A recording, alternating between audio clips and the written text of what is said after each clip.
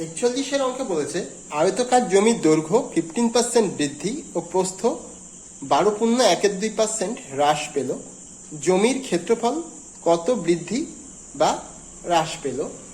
এখানে প্রশ্নে দেখো শতকরা কথাটি বলেনি, কত বৃদ্ধি বা হ্রাস পেল, এখানে কিন্তু শতকরাতেই চেয়েছে। এবার আসি জমির দৈর্ঘ্য বলেছে, জমির ক্ষেত্রফল কত বৃদ্ধি বা হ্রাস পেয়েছে বলেছে। তো আমরা কিন্তু এখান থেকে ক্ষেত্রফলটা জানি না, তাহলে আমাদেরকে প্রথমে পূর্বের ক্ষেত্রফল এবং বর্তমানের ক্ষেত্রফল কত সেটা কিন্তু আগে বের করে নিতে হবে। তাহলে 15% দৈর্ঘ্য যেটা, সেটা 15% বৃদ্ধি পেয়েছে, মানে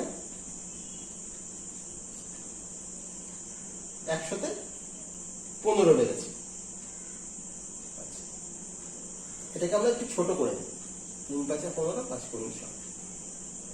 তাহলে আমরা বলতে পারি যে যদি পূর্বে দৈর্ঘ্য 20 থাকে, তাহলে এখন 3 দিয়ে বৃদ্ধি পেয়ে গেছে। তাহলে পূর্বের, একটু আমি কিন্তু সংক্ষেপে করছি, পূর্বের দৈর্ঘ্য আমরা 20 ধরছি, 20 একক, আর বর্তমানে যেহেতু বেড়েছে তাহলে 20+3 = 23।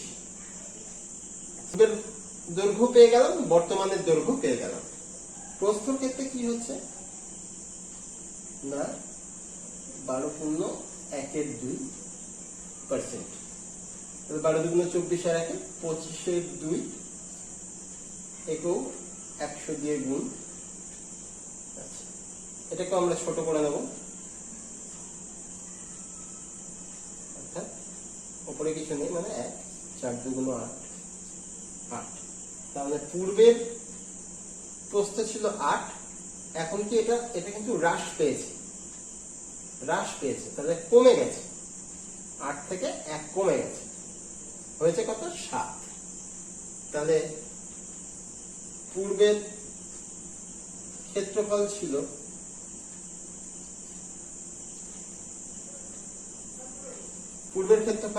দৈর্ঘ্য 20 ছিল, প্রস্থ ছিল 8, তাহলে 160 একক লিখতে পারি।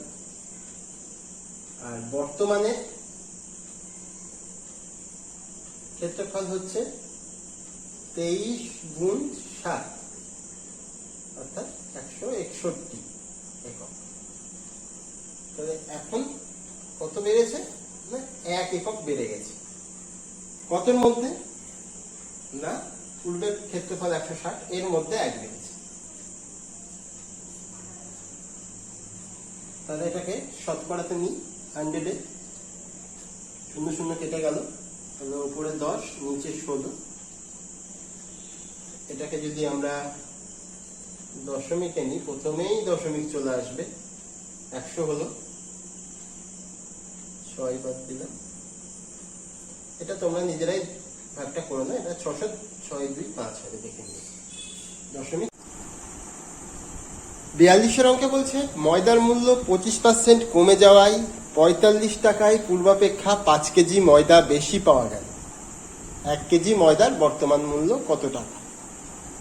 তো এখানে যে 3টে জিনিস ফ্যাক্টর, সেটা হচ্ছে এক তো দাম, দ্বিতীয় হচ্ছে ব্যবহার, মানে বাড়ির ময়দাটার যে পরিমাণ ব্যবহার হচ্ছে সেইটা, আর একটা হচ্ছে খরচ মানে যে টাকাটা তিনি ওই ময়দাটা কিনতে খরচ করেন। এটা হচ্ছে ময়দার দামটা কি, বাজারে কি দাম রয়েছে সেটা। ব্যবহার হচ্ছে কত কেজি করে সে বাড়িতে খরচ করছে সেটাকে বলছি আমরা ব্যবহার। আর এই খরচটা মানে হচ্ছে টাকার অঙ্কে, যে কত টাকা দিয়ে সে ওই ময়দাটা কিনে আনছে সেইটা। তো আমরা দেখছি দাম কি হচ্ছে, 25% কমে গেছে। তার মানে এটার যে রেশিওটা সেটা হচ্ছে, যদি আগে 100 টাকা ছিল, তো এখন হয়ে গেছে সেটা 25% কমে 75 হয়ে গেছে। দাম কমে গেছে, ফল করেছে, 100 থেকে 75 হয়ে গেছে। তো রুলস হচ্ছে, যদি আমাকে খরচ, ধরি আমি 100 টাকা দিয়েও এই জিনিসটা করতো, তো খরচ 100 টাকা করতো, ময়দার পেছনে ওর মাসিক যে খরচটা সেটা 100 টাকা, ও এই খরচে কমতি করেনি, দাম কমে গেছে বলে যে ও দেখছে যে আমি তো আগে 100 পেতাম, এখন তো 100 জায়গায় 80 টাকা দিলেই আমি 100 কেজি পেয়ে যাচ্ছি, এটা কিন্তু করেনি। ও দাম ও খরচটা অপরিবর্তিত রেখেছে। ইকুয়াল রাখতে হয়, খরচটাকে যদি অপরিবর্তিত রাখতে হয় তাহলে কি করতে হবে, আমাদের এটাকে উল্টে দিতে হবে, জাস্ট রিভার্স করে দিতে হবে।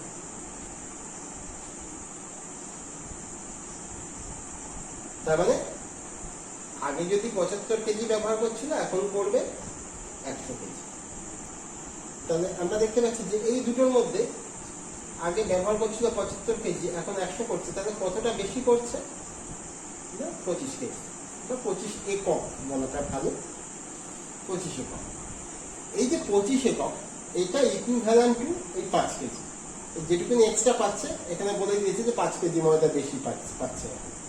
তাহলে এই 25 এককের ভ্যালুই হচ্ছে 5 কেজি টুকু। তাহলে বর্তমানে যে ব্যবহারটা 100, সেটা কত কেজি সেটা আমরা জানি। 4 25 100, 4 5 20 কেজি, কারণ এটা কেজিতে ছিল, এটাও কেজিতে আসবে।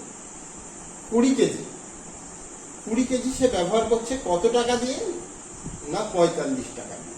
তাহলে 1 কেজির দাম কত, তাহলে আমাকে কি করতে হবে, 45 টাকাকে কেজি দিয়ে ভাগ করে দিতে হবে, তাহলে 1 কেজির দাম পেয়ে যাবে। একটি খাতার দাম 10 টাকা হলে 100 টাকায় কটি খাতা পাওয়া যাবে, ঠিক তেমন 20 × 40, দশমিক দিলাম, আবার দুবার গেল,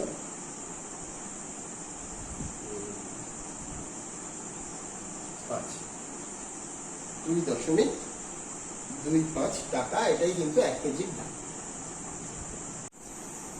43-এ বলছে একটি বাক্স থেকে 40% টাকা তুলে নেওয়ার পর অবশিষ্টের 40% পুনরায় বাক্সটিতে রাখা হলো। এতে 144 টাকা বাইরে থাকলে প্রথমে বাক্সে কত টাকা ছিল। তো এই অঙ্কটার জন্য আমরা সেমি প্র্যাকটিক্যাল প্যাটার্নে এটা করব, মানে পাশাপাশি আমরা এখানে একটা ছবি এঁকে দেখাবো কি হচ্ছে। এই একটা বাক্স আর এটি বাইরে। তো বাক্সে মনে করছি 100 টাকা ছিল, 40% টাকা তুলে নিচ্ছে, পড়ে থাকছে কত, 60। এখানেও সিমিলারলি দিচ্ছি আমি, পড়ে থাকছে কত, 60। অবশিষ্টের 40% পুনরায় বাক্সটিতে রাখা হলো। অবশিষ্ট কার অবশিষ্ট, বাক্সে থাকা টাকা অবশিষ্ট। তো এখানে বলা বলে যে 40 টাকা তুলে নিলাম, তুলে কোথায় আনলাম, বাইরে আনলাম, এইখানে নিয়েছি। অবশিষ্ট কত, না 60। এই 60-এর 40% পুনরায় আবার বাক্সে রাখা হবে। তাহলে এর 40% কত, 40/100, 0 কাটলাম, 24। এই যে 24, এখান থেকে 24 তুলে নিয়ে গিয়ে ওখানে রাখা হলো। তাহলে এখানে তো আগে বাদ যাবে 24, আর এখানে এসে আবার 24 অ্যাড হয়ে গেল। বাদ দিলে কত থাকছে, 16, 16%, 16 একক ধরলাম, 16 একক এটা কি বাইরে থাকছে। এই 16 একক যেটা বাইরে থাকছে সেটাই কিন্তু, এটাই কিন্তু এইটা। তাহলে বাক্সে কত ছিল, তাহলে 16-র ভ্যালু হচ্ছে আমরা পেয়ে গেছি 144।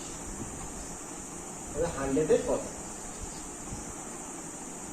16 দিয়ে 144 কাটলে 9 হয়,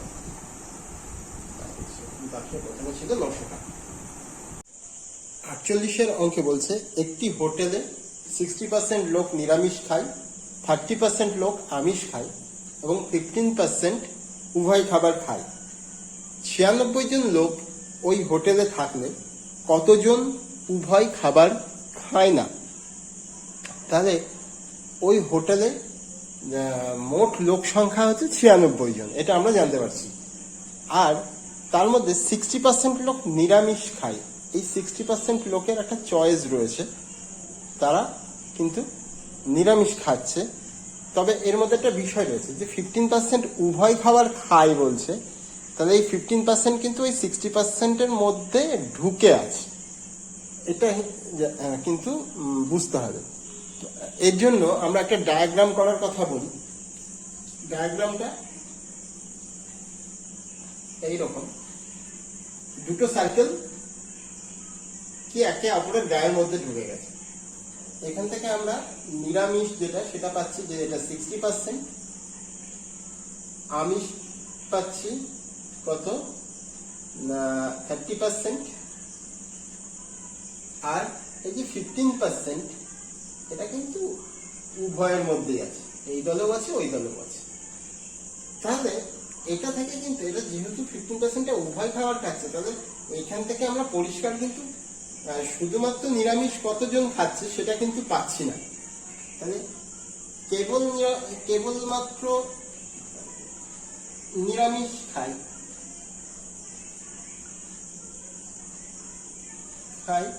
এই সংখ্যাটা কত হবে?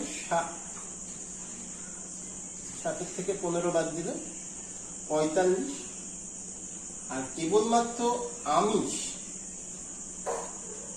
খাই এটা কত না 30 থেকে ওই 15 বাদ দিতে হবে,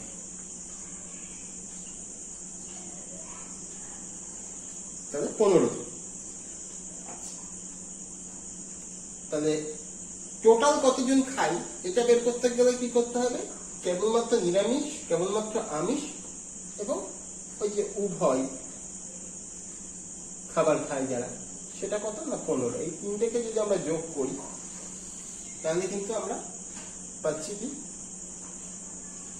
এই 75 জন এরা কিন্তু খাবার খাচ্ছে, খাবার খায়। নিরামিষ আর আমিষের বাইরে তো অন্য কিছু হয় না, নয় নিরামিষ নাহলে আমিষ হবে। তো এই কারণে এই তিনটেকে মিলিয়ে টোটাল যারা খাবার খাচ্ছে সেইটা। তা আমি যদি ধরি যে আমার 100 জন রয়েছে, তাহলে খাবার খাচ্ছে না কতজন? 100-র মধ্যে 75 জন তো খায়, তাহলে খাচ্ছে না হচ্ছে 25 জন। আর এই যে 96 এটা কি না মোট লোক সংখ্যা, মানে এটা সিমিলার টু 100, 100 মানে এই 96, তাহলে 25 জন যারা খাবার খায় না সেই সংখ্যাটা আমাদের বের করতে বলেছে। তাহলে 100 ভ্যালু যদি এখানে 96 হয়, তাহলে 25-এর ভ্যালু কত এটা আমাদের বের করতে হবে। 4 25 100,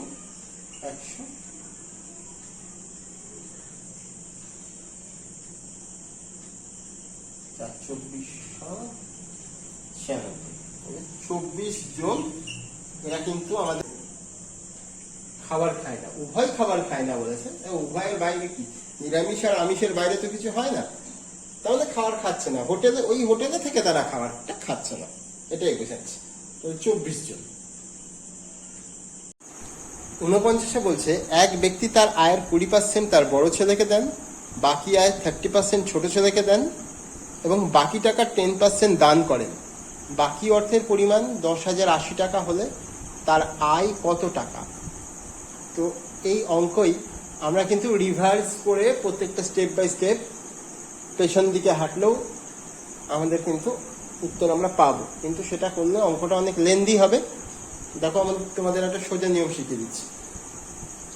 মনে করি সম্পূর্ণ টাকাটা এক্সট্রা,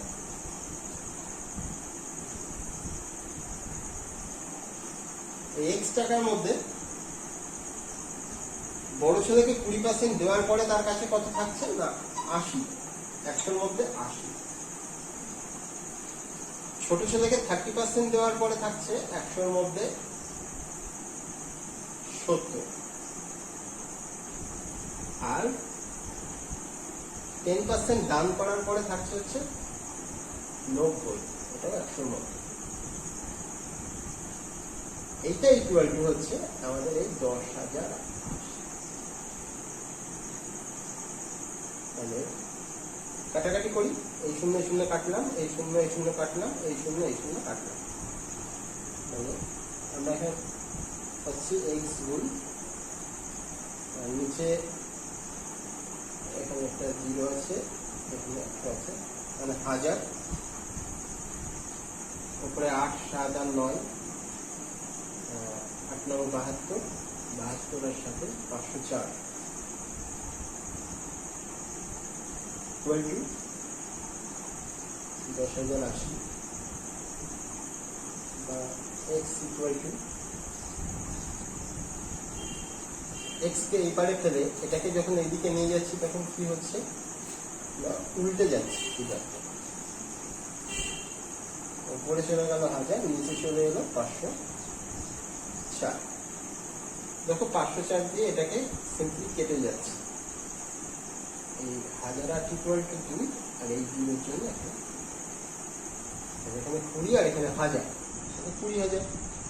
সুতরাং x এর ভ্যালু পেলাম আমরা 20,000। এটাই হচ্ছে তার মোট আয়।